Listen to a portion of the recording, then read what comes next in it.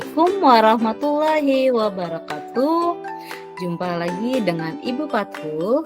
Ini kita akan membahas materi seputar pendidikan, yaitu transisi PAUD SD yang menyenangkan. Transisi PAUD ke SD yang menyenangkan adalah salah satu dari kebijakan Merdeka Belajar. Seperti apakah penguatan transisi PAUD ke SD? Mengapa penguatan transisi PAUD SD itu penting? Karena agar guru memahami landasan prinsipil serta kebijakan yang mendasari gerakan penguatan transisi PAUD SD, sehingga tidak terjadi miskonsepsi dari guru PAUD maupun guru SD di kelas awal. Dua strategi transisi PAUD SD dari kebijakan Merdeka Belajar, Merdeka Bermain. Yang pertama adalah penguatan PAUD sebagai fondasi pendidikan dasar, dan yang kedua adalah penguatan keselarasan pembelajaran PAUD SD. Pada penguatan PAUD ada 3 strategi, yaitu penguatan desain pembelajaran di PAUD, penguatan kompetensi guru, dan evaluasi internal dan eksternal yang berorientasi pada kualitas layanan. Yang kedua adalah penguatan keselarasan pembelajaran PAUD SD. Yang pertama adalah kerangka pembelajaran yang mendekatkan pembelajaran SD kelas awal dengan pembelajaran bagi anak usia dini. Yang kedua adalah dukungan dari dinas. Yang ketiga kerangka pembinaan guru, dan keempat penguatan ekosistem lainnya.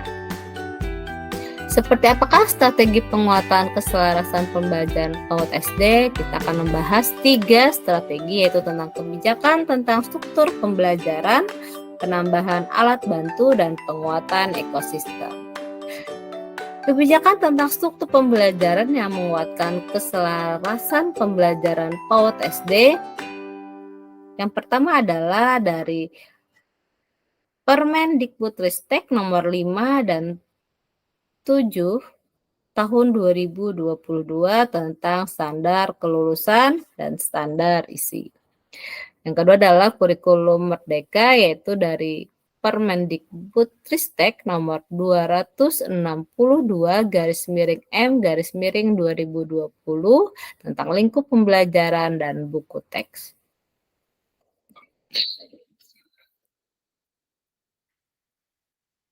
Contoh penyederhanaan kurikulum di kelas 1 SD, yaitu yang pertama adalah buku teks kurikulum merdeka menyertakan gambar visual sehingga tidak menyiratkan kewajiban bahwa siswa kelas 1 SD sudah harus dapat membaca. Jadi bukunya disertai dengan gambar-gambar sehingga walaupun siswa tidak bisa membaca, siswa bisa melihat aktivitas dari buku tersebut. Yang kedua adalah contoh menyederhanakan kurikulum di kelas 1 SD, yaitu buku kurikulum merdeka membimbing siswa untuk memiliki kemampuan kesadaran bilangan dengan menggunakan konten visual, yaitu ketika pembelajaran bilangan disertai dengan gambar-gambar sehingga anak bisa menghitung langsung dari gambar tersebut. Untuk alat bantu, ada 3 yang bisa digunakan guru sebagai sumber belajar, yaitu adanya sumber belajar yang bisa digunakan secara mandiri oleh guru PAUD dan guru SD di kanal belajar milik kementerian. Yaitu bisa juga Bapak Ibu cari di PMM.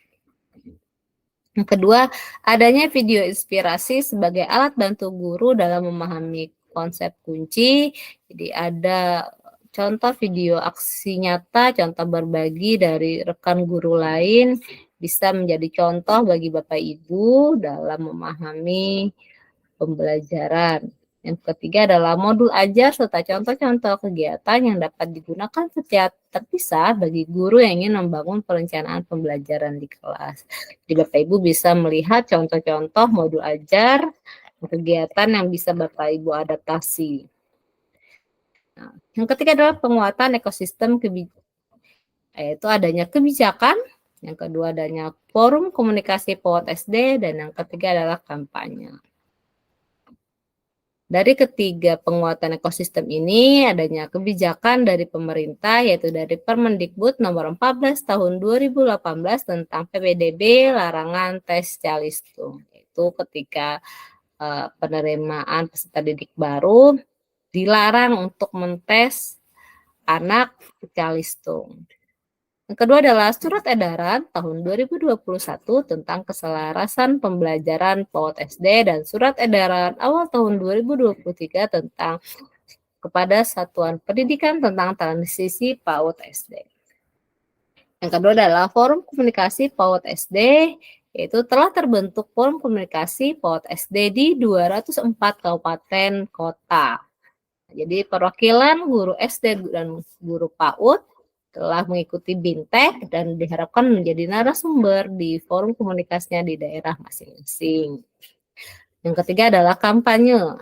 Pemerintah pusat akan melakukan kampanye untuk kepada berbagai pihak untuk menyerukan pentingnya penguatan transisi PAUD SD serta praktek pembelajaran yang perlu terjadi di SD dan di PAUD.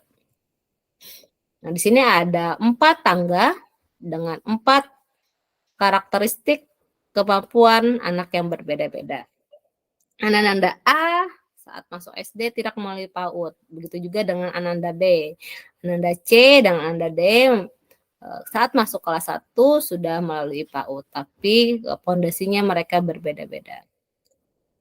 Anggaplah anak tangga di samping ini adalah potret kondisi peserta didik pada saat masuk kelas 1 SD. Ananda A dan B sama-sama tidak pernah melalui PAUD, namun capaian Ananda B lebih baik. Ananda D lebih tinggi capaiannya dibandingkan Ananda C, padahal sama-sama sudah pernah ikut PAUD. Apakah Bapak Ibu menemukan kondisi yang mirip di kelas Bapak Ibu? Mengapa capaian peserta didik di satu kelas bisa berbeda-beda?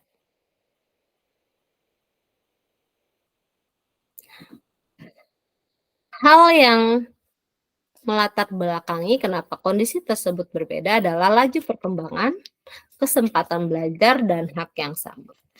Banyak faktor yang mempengaruhi laju perkembangan anak seperti gizi saat bertumbuh, kedua kesempatan berinteraksi dan berkegiatan di rumah bersama dengan orang tua dan keluarga, kualitas pendidikan sebelumnya seperti apa di PAUD, dan masih banyak hal lagi yang mempengaruhi laju perkembangan anak. Yang kedua adalah kesempatan belajar. Tidak hanya laju perkembangan, namun kesempatan belajar anak pun berbeda-beda. Tidak semua anak mendapatkan hak yang sama untuk dibangun kemampuan fondasinya di PAUD. Yang ketiga adalah hak yang sama. Dimanapun titik berangkat anak, mereka berhak mendapatkan hak yang sama, yaitu memiliki kemampuan fondasi agar dapat siap belajar dan jadi pembelajar sepanjang hayat. Transisi PAUD SD ini diharapkan sebagai salah satu gerakan yang ingin memastikan setiap anak di manapun titik berangkatnya memiliki hak untuk membina kemampuan fondasinya. Di sini ketika anak-anak memiliki fondasi yang berbeda-beda, diharapkan nanti anak akan mendapatkan hak yang sama. Fondasi apa saja yang harus dimiliki oleh peserta didik? Ada beberapa pondasi, yaitu yang pertama adalah mengenal nilai agama dan budi pekerti. Di sini ada beberapa contoh. Kita bisa mengenalkan konsep Tuhan Yang Maha Esa, mengetahui tempat ibadah sesuai dengan agama dan kepercayaannya. Yang kedua, anak bisa diajak untuk menjalin interaksi dengan teman sebayanya di kelas. Aspek pondasi selanjutnya adalah keterampilan sosial dan bahasa yang memadai untuk berinteraksi sehat dengan teman sebaya dan individu lainnya.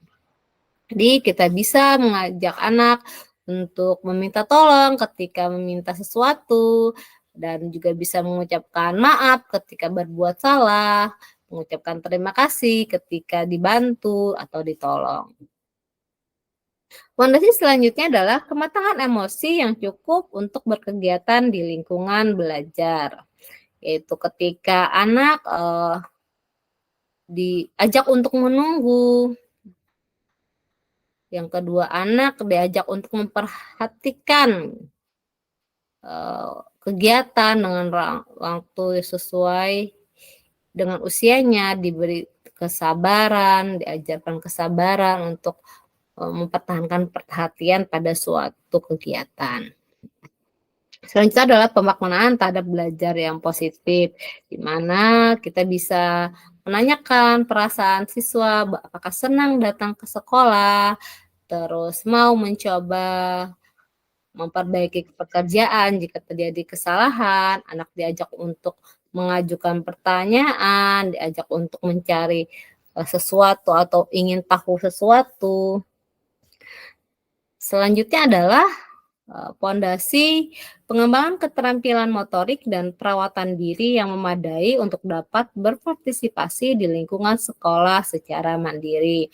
Jadi ketika di sekolah kita ajak anak-anak untuk dapat mengelola barang pribadinya seperti tas, bisa membereskan peralatan belajarnya, bisa membereskan sepatunya, juga bisa menjaga kebersihan dirinya sendiri, baik dari pakaian, sepatu, alat tulis, buku, meja, serta anggota tubuhnya. Selanjutnya adalah pondasi kematangan kognitif yang cukup untuk melakukan kegiatan belajar seperti kepemilikan dasar literasi, numerasi, serta pemahaman dasar mengenai hal-hal yang mendasar yang terjadi dalam kehidupan sehari-hari. Sini kita ada beberapa contoh, jadi anak mampu menyimak dan menyampaikan gagasan secara sederhana, termasuk pada literasi. Anak menyadari terhubungan antara angka-angka dengan kata ataupun bilangan, huruf. Anak mampu membilang jumlah benda atau objek di sekitarnya. Anak mampu mengetahui konsep waktu. Oh, sekarang, pagi, siang, malam, hari ini. Itu adalah contoh pondasi anak pada saat transisi PAUD ke SD. Terima kasih, semoga bermanfaat untuk Bapak Ibu guru hebat. Untuk update materi seputar pendidikan, Bapak Ibu pantengin terus channel Guru Belajar. Terima kasih.